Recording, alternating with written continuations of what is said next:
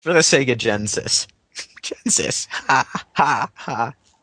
Genesis does what Is what Super Nintendo ten don't. At dope. least they got the release year right this time, 1991. Uh, yeah. Don't see why it's higher than 2, but then again, My on sisters the are other... only a month younger than Sonic. Haha. There's something though. I always love doing a Sonic the Hedgehog. I have the game. All right, I have like multiple copies of that fucking game. I have the original cart. I have it on the Mega Collection, and I have it on the Xbox Live Arcade. It just occasionally I will just pop in Sonic the Hedgehog 1 and just blast through Green Hill Zone because it's just so much damn fun to do. Yeah. Yeah, that was my main problem with Sonic 1 is that its pacing was god awful. It has this really fast level, then this god awful slow level, and it's still a good playing stage, but god damn. And Starlight God Zone. Jesus, why don't you? And Starlight Zone and its awesome music. Yeah, Yeah, Starlight Zone and Green Hill Zone are the only fast levels in the game, though. The other yeah, four are but pretty slow. it's kind of dangerous to go fast in Starlight Zone. Well, yeah, but you can still go fast if you want to. Unlike Marble Zone, Labyrinth Zone, Marble Garden Zone has you going fast, but more because you're bouncing around uncontrollably than anything. Marble Garden, And Sonic 3. You're thinking of Spring oh, Yard Zone. Spring Yard. No, Sorry. even I got it wrong. I failed. I meant It is Spring Yard Zone. Sorry, No, you're talking about the second act. The second zone is Yeah, Marble. I know. Marble Zone is like I hate Marble Zone. It's so damn slow. and Slow, but then platforming. the Scrap Brain Zone is of course a level where you can't go fast, Ugh, I hate that and zone. and it ends with a Labyrinth Zone rehash. Awesome, just what I wanted out of my end game. Anyway, moving on. 33 Super Mario Kart for the SNES. Ha, got one more in there. 1992. Fuck you. Fuck you. I like the first Mario Kart I played was 64, so I can't say anything about the SNES version. I grew up with this one. I like 64 slightly better, but I'm gonna have to disagree with that. I don't know why, but I think it's just the Mode 7 graphics with me that make me really disoriented when it's behind the Carter. I don't know why. Number 32 is GoldenEye 007. Also known as the game that brought console first-person shooters validity. Yeah, I suppose. I still love paintball mode. Hey, you know, is it just me that finds it sad that the game that brought FPS games validity was a James Bond game, or am I alone in that? Well, is GoldenEye considered a licensed game? Yes. Yes. The campaign follows the plot of the movie. The movie? Okay, yeah. Well, who would have thought it? Karate chop to death. Okay, and after that we have... I have a funny anecdote. The warehouse level in multiplayer. Does anyone remember that level where it's basically a giant room in the center? I do. Basically, one time, my friend got all the the remote C4s. Went to the big room, put one next to the door, and all the door holes, and just stood in the center. Really? It was impossible to kill him unless we wanted to suicide, in which he had more C4s to just place over the one that blew up. Bastard. Yeah. All right, and at 31 we have possibly the only sports game that deserves to be on this list, except for that other one you mentioned, I guess. Tecmo Super Bowl NES 1991. Oh, Jackson. Sit down! And it'll keep doing it until you hide the ball. Again, No Bo stalling in this Jackson. game. I love all the fake teams in that game. Yeah.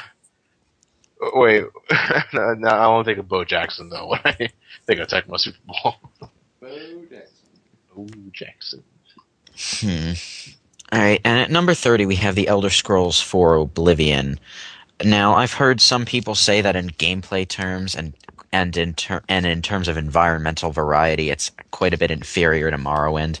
But on the other hand, it isn't glitched up It isn't glitched up the ass, and it's not graphically ugly. It's actually pretty good, except for the lifeless robotic faces.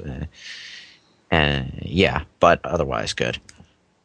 I really like it. It's one of my favorite games. So yeah, I can agree with it being on the list. Maybe a little lower, maybe a little higher for its open worldedness. What do you two think? Never played it. Oh, you're no fun. On the other hand, I don't like that system because it's essentially FPS with a sword. Moving on. That's why I don't like WRPGs. 29 is Half-Life. Half-Life. Gordon Freeman. Yes, And, there's his brother, who is coming to go to Gordon Friedman where he was, and took the weapon and shot the final boss. I think they honestly went out of their way to pick the ugliest shot of Gordon Freeman and use it as the screenshot. But then again, I haven't seen many shots of Gordon Freeman, so I don't know if there's anything uglier than this. Real life consequences. And number 28 is Diablo 2. That was the one my roommate tried to get me into, and it didn't work. Sorry. Never played it. Okay. He named himself Mr. Danish. Okay. Keep going. Number 27 is BioShock. Bioshock? Or no, I'm good for that or something. But I've never played it. Ha ha ha ha ha ha ha ha ha ha. Bioshock. Why am I? How did I segue into a Man Dark reference? We are Ayn Rand. That's all I have to say on that game. We are Ayn Rand. Alright, what about actual BioShock? Is it any good? It's good. I never played it. That's good. Deep, man. That's deep. That's deep. I wouldn't put it that high, but I might put it on the top 200. Yeah, you should go into game reviews. That's good. It's such an epic review.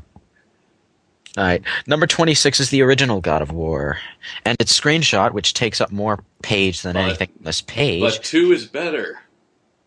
Yeah. But 2 is better. Hey, I'm getting to that. The screenshot, which takes up more of this page than anything else on this page, is of Kratos standing in front of the Hydra's head, otherwise known as the only boss you'll fight at the point of the game.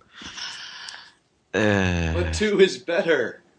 Yeah, but you know how they always how they've been putting originals before sequels, usually way before sequels for no discernible reason. But 2 is better. Yeah.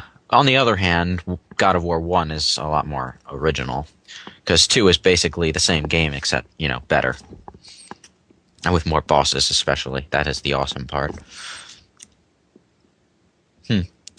25, Street Fighter 2.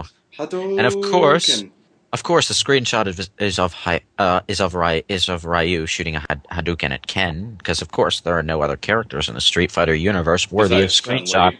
Besides Chun-Li. Yes, besides Chun. Yes, and her inhumanly creepy thighs. Sorry, Ken. Looks like your Hadouken is a Hadouken. Or a no-can-do-can.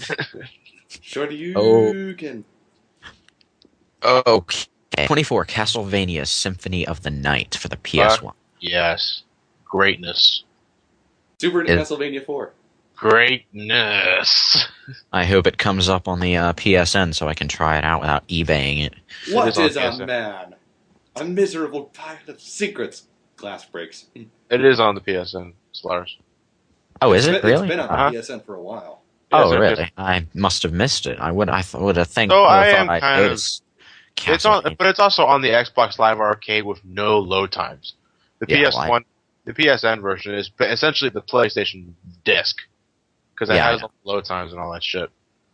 The only reason I don't like Symphony of the Night as much as I do 4 is only because every Castlevania game to come after Symphony of the Night is blatantly copying it.